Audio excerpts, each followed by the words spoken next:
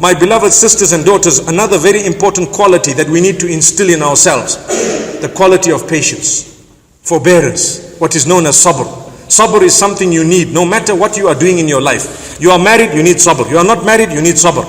You are teaching, you need sabr. You are not teaching, you need sabr. You are employed, you need sabr. You are not employed, you need sabr. Everything you need sabr. What is the meaning of sabr? You restrain yourself from that which is haram. You endure when it comes to that which is obligatory upon you, and at the same time you will have to bear patience, or you will have to surrender to the decree of Allah when something you do not like has happened. But it's Allah's choice. I'm sure a lot of you have had family members who've passed away. What could you do? You could say, Inna lillahi wa inna ilayhi raji'un. We belong to Allah, and to Him is our ultimate return.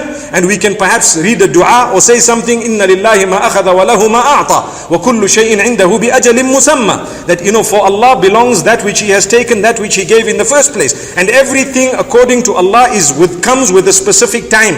It comes with an expiry date. I have an expiry date, and so does everything else, including the battery in this torch right now. Subhanallah. But when it comes to Allah subhanahu wa ta'ala, His decree is final. I cannot have a say in the date of my death. May Allah subhanahu wa ta'ala grant us forgiveness the day He takes us away. So bear patience. Be forbearant. Do not want to break a marriage just because of one problem you have. 2 problems you have. 5 problems you have. So what? Others are suffering 50 problems. They are still working on their marriages. Remember this. Your marriage will not be rosy. Why? It's a test from Allah. Marriage is not just a honeymoon. I need to go and start saying, right, that's my man, and this is what it is, and I'm walking around in town, everyone must see me, smell me, look at me, and my hair needs to be different every other day. That's not Muslimin. Wallahi, it's a fact. People are wasting $35 a week on their hair, yet they cannot even afford to buy food for their own families. This is what's going on in this country, wallahi.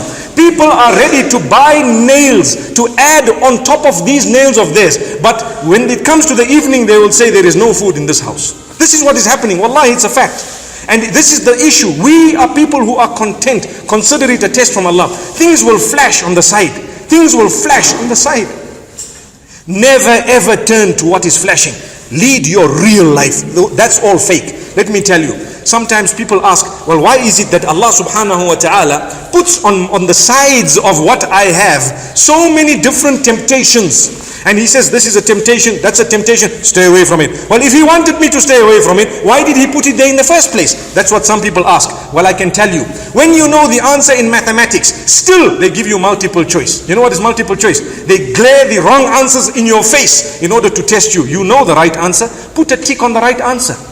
For example, if I were to tell you 10 multiplied by 10, A 1, B 10, C 100, D 1000, what would you say? Subhanallah. These are wrong answers. You can't say, if you wanted me to answer it right, why did you give me 3 other wrong options? You can't say that, because I'm testing you. I know you know what is right, so now I'm showing you everything that is wrong. You are supposed to be a believer, powerful enough to be able to say, I'm putting my tick on the right answer. Here it is answer number C, tick. There you are. Now you have won. So don't say, oh, what about all these other people? Forget about them. They are ticking D, they are ticking A, they are ticking B. At the end of the day, when they collect all those papers and the kitab comes, Allah says, فَأَمَّا مَنْ أُوتِيَ كِتَابَهُ بِيَمِينِهِ فَيَقُولُ هَاؤُمُ اقْرَءُوا كِتَابِيَهْ. Those who are given their results in the right hand, the book in the right hand, they will be so happy, so proud. They will say, oh, here, read my book. See my results. Look at it. Beautiful. And those who are given in the wrong hand, the left hand, they will say, we wish we were not even here today. We wish we were dead. Those are the ones who are ticking all the wrong answers.